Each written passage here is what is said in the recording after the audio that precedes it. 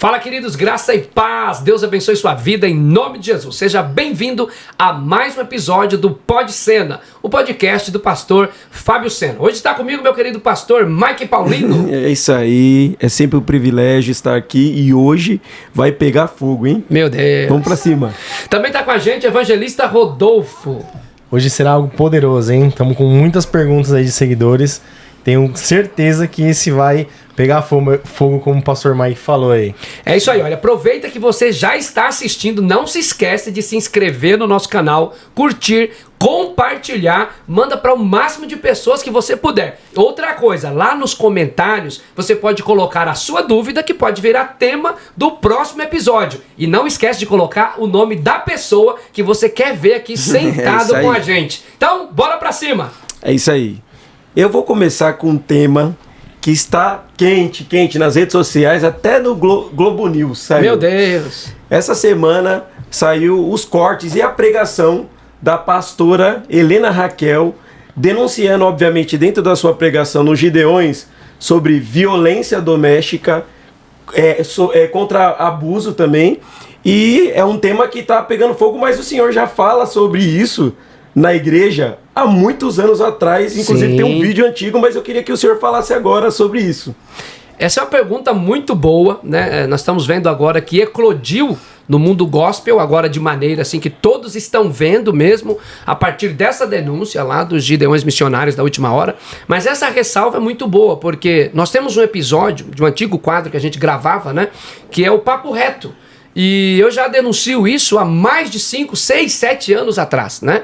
Inclusive, meus irmãos, quando eu comecei a pregar sobre isso aqui na cidade de Tiradentes, eu recebi, assim, ligação de pastores que falavam assim: Sena, não é bom estar falando sobre isso aberto, porque pode queimar a igreja. Sim. E eu sempre me posicionei, não sei se vocês lembram que alguns cultos eu colocava lá no telão da igreja, sim, diz que 180, sim, né? Mandava os obreiros como o Rodolfo aí, que vocês estão vendo o Rodolfo sentado, ele tá maior que nós, né? Imagina ele grande, obreiros do tamanho do Rodolfo. Fala, irmãos, se tiver irmã passando por esse problema, chama a gente vai na casa. Sim. É para denunciar. Sim. Então, assim, nem tudo se resolve com oração. Tem coisa que se resolve com 190, pastor Mike. Isso aí. E por diversas vezes a gente teve experiências na própria igreja de acontecer ali violência e de a gente ir.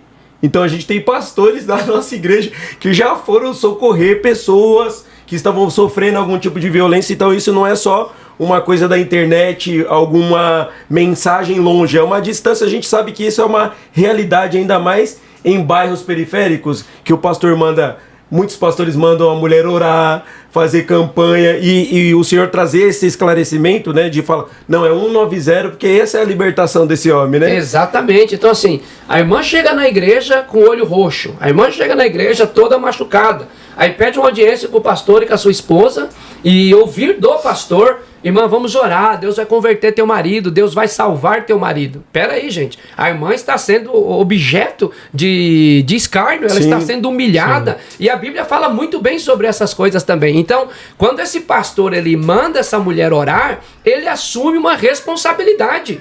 E não é só uma responsabilidade como pastor, mas assume também uma responsabilidade criminal. Sim. Porque ele toma conhecimento de um crime que está acontecendo e aí não age, não faz nada para que aquela ameaça possa cessar. Sim. Então, não é sobre orar, é tomar providência. Chegou alguém na tua igreja, você tem que denunciar. Fala para a irmã, orienta, buscar medida protetiva, fazer boletim de ocorrência. E nós não estamos surfando na onda de nada, pastor Mike. Isso é a nossa maneira de ser igreja.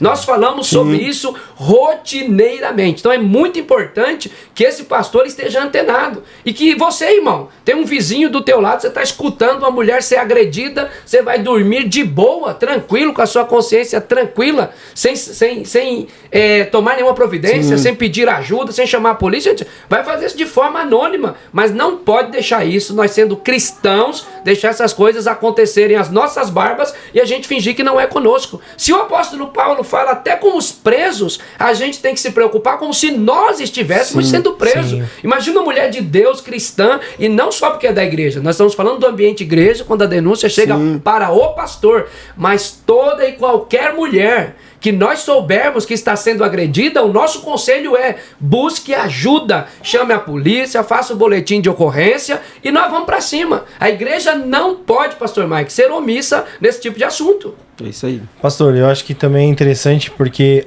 algumas igrejas e pastores, eu acho que eles têm mais medo, né, da questão do escândalo, do expor externo, do que resolver esse assunto, né? Então acho que diversas vezes eu já vi testemunhos, né, de pessoas que sofrem esse tipo de violência e pastores chegar e dizer que, vamos dizer assim, o português claro, que a culpa era da irmã que estava levando isso pro pastor, Sim. né? Porque o rapaz era um presbítero e não poderia causar escândalo na tornando igreja, a vítima, né? como Cara, se ela fosse o criminoso, sim, porque exatamente. é um crime, né? E aí, tem uma pergunta aqui de um seguidor que se encaixa muito bem nisso. Qual que é o limite para a pessoa suportar em um relacionamento? Porque às vezes as pessoas não conseguem identificar isso. Tá num relacionamento, num casamento, e aí às vezes com aquela ideia de que eu tô passando um processo, esse é o deserto, que já é uma crença no nosso meio, que impõe para a pessoa às vezes suportar coisas que já passou de um limite natural de processo de Deus, de transformação. Sim. Na sua opinião, qual que é o limite, biblicamente também falando? Olha, obviamente, pastores, é uma grande preocupação. Nada começa do nada, né? No namoro, você já começa a ver os indícios da violência. Sim. Aquele cara que não tolera nada, é o cara brigão, excessivamente ciumento. Então, vale a ressalva aqui de você que está namorando, noivo, presta atenção com o tipo de pessoa que você está assumindo o relacionamento. Porque você pode falar assim, não, quando casar melhora. Não melhora. Nada. O cara que ele é abusivo no namoro, ele vai ser pior quando ele se casar. Então, assim, não tem processo de Deus. Essa história de processo de Deus apanhando, isso é papo de estampa de camisa. Vai virar saudade. Né? Vai virar saudade. Sim. Então, assim, pastor, eu tenho que orar pelo meu casamento, eu tô apanhando, eu tô sofrendo maus tratos na minha casa. Irmãos, eu sou a favor do casamento. Eu nunca mandei ninguém se separar. Sim. Acho que nenhum pastor de verdade tem prazer em divórcio, tem prazer em separação. Mas nesses casos a gente precisa orientar. Então qual que é o limite? O limite é quando a pessoa exceder quando ele... a integridade física da pessoa estiver em risco. Deixar de respeitar. Sim. E isso começa não só quando ele parte pra cima, mas isso começa de forma verbal, desconstruindo a pessoa. Sim. Agora, também tem aquele que qualquer coisa acha que é motivo para separar. Então a gente precisa definir esses limites. E quais são os limites? É a pessoa que está dentro de casa que sabe. Sim. Porque eu não tenho como julgar a maneira que essa pessoa está gritando, a maneira que essa pessoa está falando com ela dentro de casa. Então ela vai definir os limites. Então assim, o casamento é para ser uma bênção. E quem vive apanhando não está num casamento. Sim. Eu sempre disse isso. Quem está apanhando, quem está sendo humilhada, quem está sendo esnobada, não está no casamento, está no inferno. Sim. E a bênção de Deus não se baseia nisso. O casamento é para desfrutar um do outro, a vida comum, crescer, desenvolver, construir família, ser feliz e abençoado. Teremos provações? Óbvio. Há momentos de adaptação, porque são duas pessoas diferentes?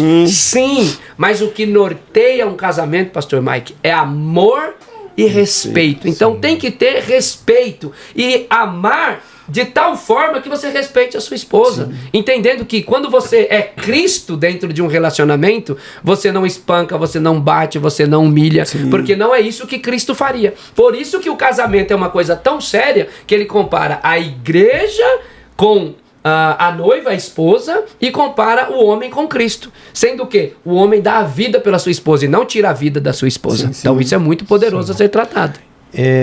Já nesse tema de casamento, né, tendo em vista que o senhor tem 22 anos de casado, é isso? Esse ano eu faço 24 anos de 24 casado. Anos, olha quanto Só uma tempo. Curiosidade para quem está ouvindo a gente. Sim. Eu conheci a minha digníssima esposa, Daiane Sena, o amor da minha vida, quando eu tinha 15 anos de idade. Eu tinha 15, ela tinha 13. Hoje eu tenho 42 anos de idade, graças a Deus, com a mesma mulher. Agora continua, precisava fazer amor pra ela aí, né? Precisava desse merchan. É isso, ela vai assistir, ela assiste todo o podcast, então eu tô com moral.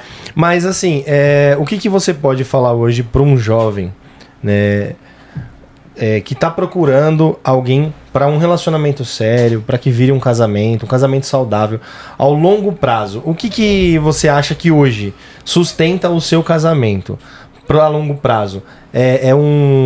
uma decisão, um propósito espiritual? É a beleza? É o amor? O que sustenta hoje o seu casamento e que sustentou todo esse tempo, a longo prazo? Olha, para você que está procurando relacionamento, antes de entrar em qualquer fria, eu sempre falo, a primeira coisa, você vai checar como este candidato a cônjuge trata a sua família. Então, como que esse homem trata a sua mãe? Como que esse homem trata o seu pai? Como que essa mulher trata a sua mãe? Como essa mulher trata o seu pai? Estou falando do seu próprio pai. Sim. Como que ele trata? Porque quem não respeita a mãe e o pai, dificilmente vai respeitar o cônjuge. Sim. Então isso é muito poderoso. Inclusive no livro que eu estou escrevendo, existe um capítulo específico que fala sobre esse assunto, que é a escolha do cônjuge. Então escolher legal. alguém com propósito. E como que você vai se dar bem? Primeiro você tem que olhar se a pessoa ama mais a Deus do que qualquer coisa. Ser mais apaixonado por Deus do que pela família, mais apaixonado por Deus do que pelos seus pais, e mais apaixonado por Deus do que por você, que está aí dos olhinhos verdes, brilhando, bonitão, mas mais apaixonado por Deus. Depois disso, você veja se esta pessoa tem condições de cumprir tudo aquilo que ela está falando. Se é alguém que trabalha, que cuida da família, que já tem essas expectativas de cuidado. Sim. Então, o que sustenta meu casamento hoje? Eu diria de forma decisiva que é amor e respeito. Amor, o que ela mais precisa, e respeito, o que ele mais deseja. Então, assim, todo homem, quando se sente respeitado, ele demonstra mais amor. E toda mulher que se sente muito amada, ela devolve o seu amor em forma de respeito. Quer ver um exemplo clássico? Por exemplo, você precisa que a sua mulher diga todo dia, eu te amo? Não. Não, por quê? Pastor Mike, o fato dela deixar a gente dormir na cama dela todo dia já significa que ela nos ama, certo? Mas você gosta de se sentir desrespeitado? Não, aí não tem como, né? Então é aí que está a questão do homem. O homem precisa sentir-se respeitado. Então ele é o provedor, ele sai de casa cedo, ele honra com seus compromissos, e a esposa diz, você é um homem de Deus, você é a bênção de Deus para minha vida, eu respeito a sua autoridade, sabe, como líder espiritual dessa casa, parabéns pelo grande trabalho que está sendo feito aqui, e glorificar também no momento das provas. Agora a mulher é diferente, pastor, é diferente. A mulher, se você não falar todo dia que você a ama, ela fica chateada, ela fica brava. E mesmo que você fale todo dia que você a ama, sabe o que acontece? Quando ela tá nervosa, ela diz, você nunca disse que me amava. Sim. É assim ou não é? A mulher de vocês é diferente. E é dizer eu te amo, mas não é uma vez só no dia não, né? São várias Tem que dizer vezes. todo dia e várias vezes. E esse eu te amo tem que vir Enfatizar bem. acompanhada de presentes, de demonstrações de Sim. amor. Então, o que sustenta meu casamento hoje, e olha que nós já passamos por provas que ninguém imagina, muitas lutas, muitas provas, eu casei totalmente despreparado, sabe, um Zé Ruela, sem emprego, sem nada na vida, levei 3 calças, 3 camisas, 3 cuecas dentro da bolsa, me casei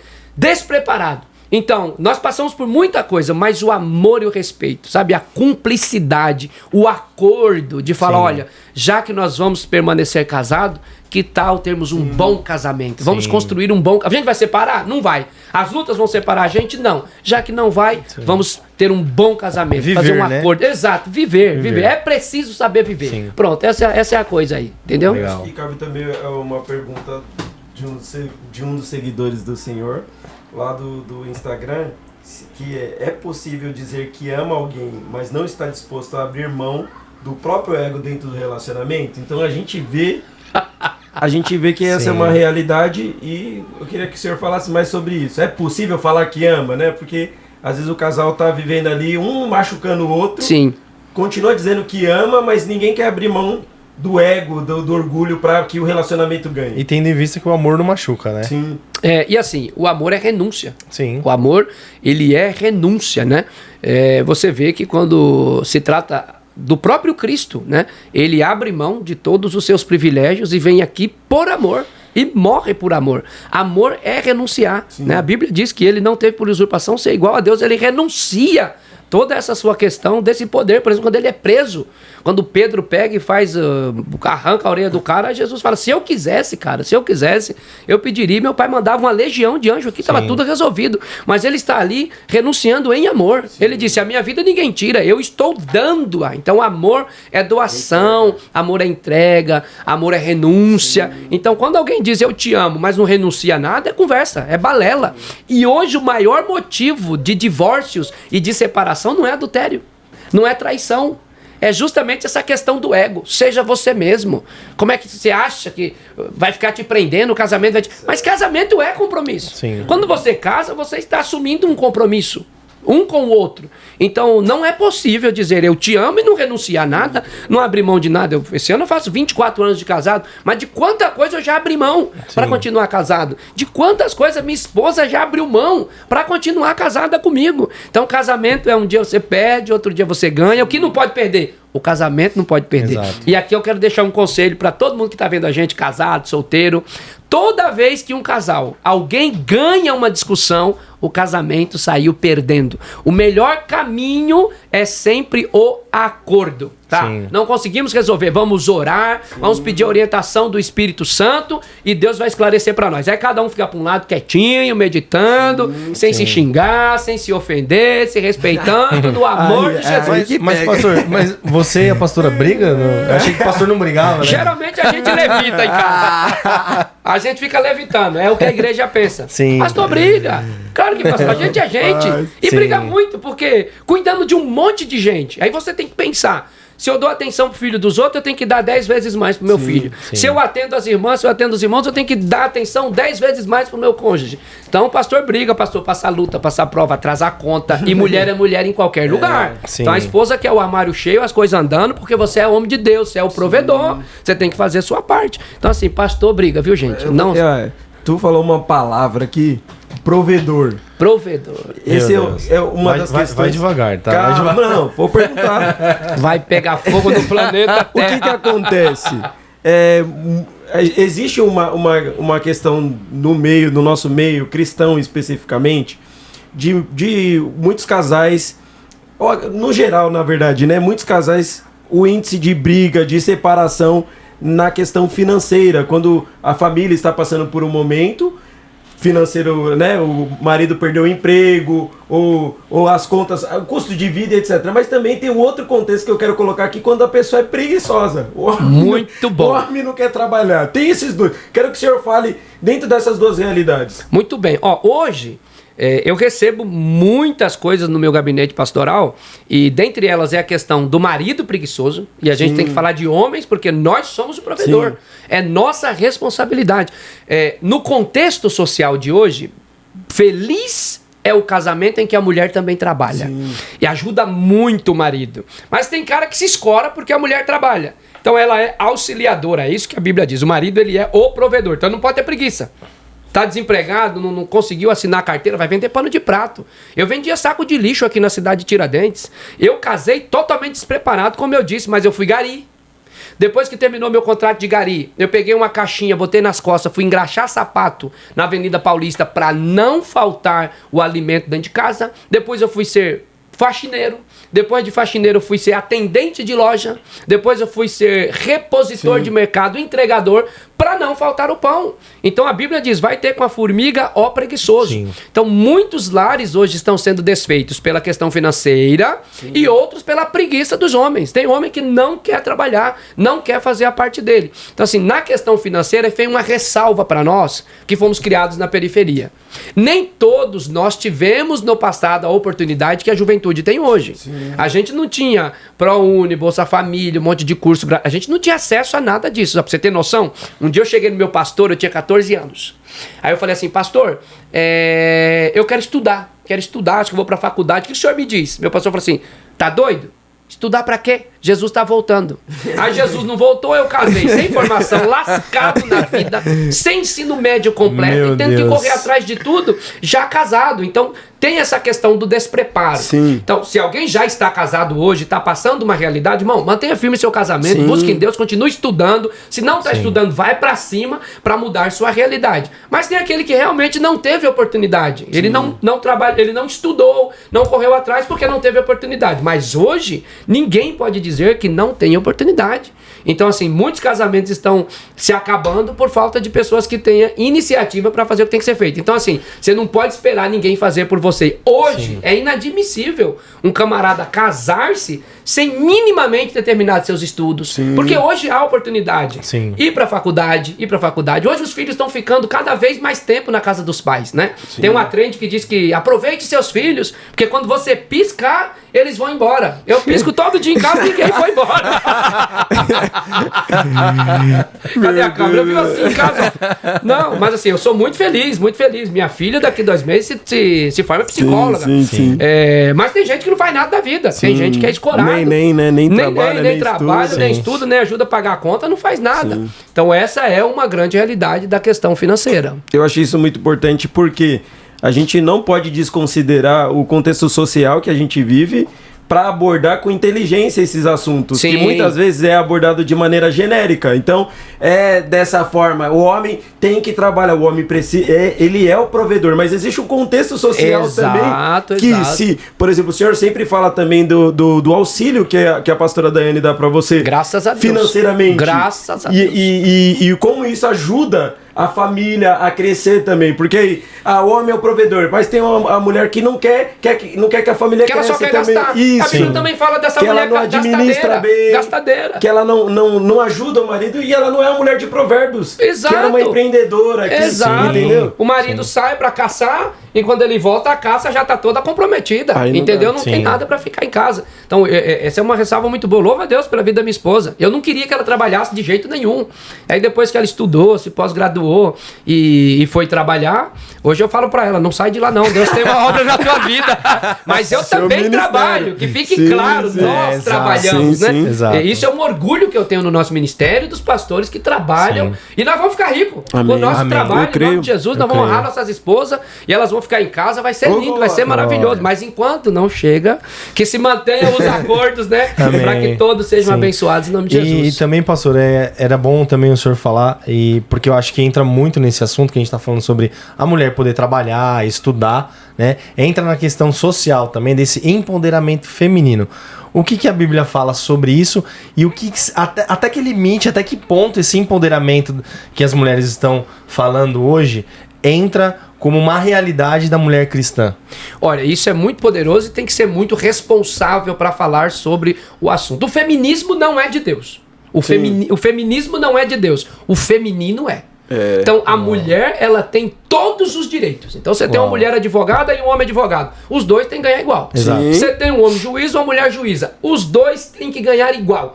Agora, quando você parte para o que a palavra diz sobre os relacionamentos, os papéis, exatamente, o homem provedor, a mulher auxiliadora, a gente precisa deixar tudo muito bem pontuado para não extravasar esses limites, porque senão a gente não consegue prosperar e não consegue chegar em lugar nenhum. Então o empoderamento feminino na perspectiva de igualdade, no sentido de direitos, ele é muito poderoso. Ele é muito poderoso. As mulheres precisam ser respeitadas. Então hoje você vê mulher no exército, coisa linda. Mulher na polícia militar, coisa linda. Mulher na marinha, coisa linda. Você vai no escritório, eu tô fazendo direito, porque eu fico falando de juiz toda hora. Você chega lá pra ver uma causa lá, é uma juíza que tá lá e tem que respeitar e dar voz de prisão. Ou seja, a mulher precisa ser respeitada. Então, o feminino, ele é de Deus. O feminino, ele é muito bonito. Agora, o feminismo é um movimento. É uma ideologia satânica. É uma ideologia satânica, entendeu? Então, nós somos a favor da igualdade. Sim. Agora, o feminismo que pega a mulher e ela começa agora a não viver os princípios bíblicos, né?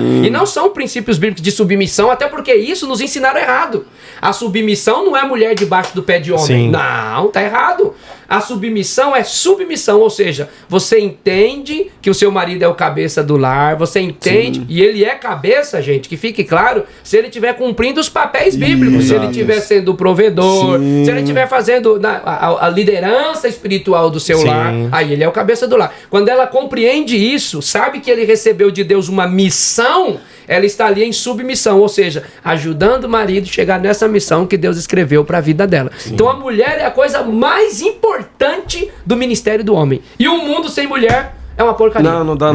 Pastor, eu quero fazer uma pergunta dentro disso que o evangelista Rodolfo falou, da questão de que existem muitos homens que não liberam as esposas para estudar. Muito bom. Para ir trabalhar. Com medo, às vezes, né? Com medo de ela lá fora, conhecer alguém e fica colocando... É um cara que já levou gaia no namoro e acha que não, e, vai ficar o resto da vida essas coisas aí. O cara tem medo, né? E como que a gente lida com isso? Porque muitos anos de pastorados, esse tempo, o senhor já deve ter recebido algum tipo de casal com esse caso. Sim, e isso acontece muito. Isso acontece muito.